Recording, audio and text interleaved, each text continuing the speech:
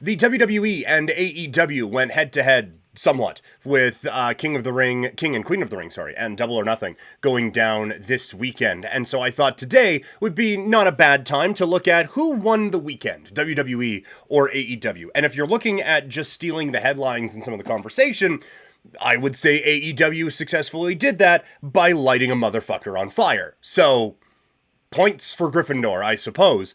That's the only Harry Potter reference you're going to get on this one, because that's the only one I got. But I don't even know if I did that right. But for AEW, they certainly got a lot of attention with just the absolute absurdity that was Anarchy in the Arena and the entire Double or Nothing show. And again, I said on the Double or Nothing recap, available now, that this was a show that I really liked.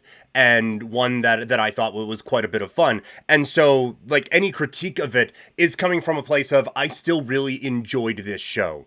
I do worry that so much of the conversation coming out of it was, dude got lit on fire, dude who did the lighting on fire was also hit by a bus in real life and in storyline, and was also hanging by his feet for like 5 minutes. So there was a lot going on with that show.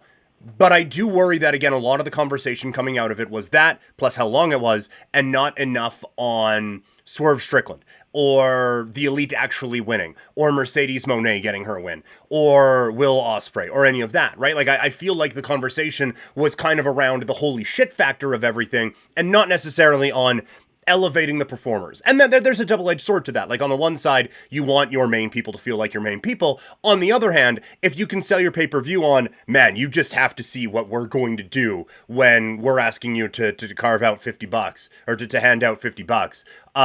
There's a value to that. And so there absolutely is a value in just having an absolute blow-away show. But I feel like there isn't a whole lot of, okay, what's going to happen next? It's just like, okay, that was insane. Cool. We're with WWE coming off of King and Queen of the Ring. It was, what direction are they going to go with Gunther? What's next in the Liv Morgan Becky Lynch storyline? Where is Cody's next challenge coming from? Like the rest of the topics were the focus of WWE, not just, oh man, this was a crazy show. There was a lot of, hey, this was a good wrestling show, and now I can't wait for X, Y, and Z. Where AEW was, man, this was a crazy show.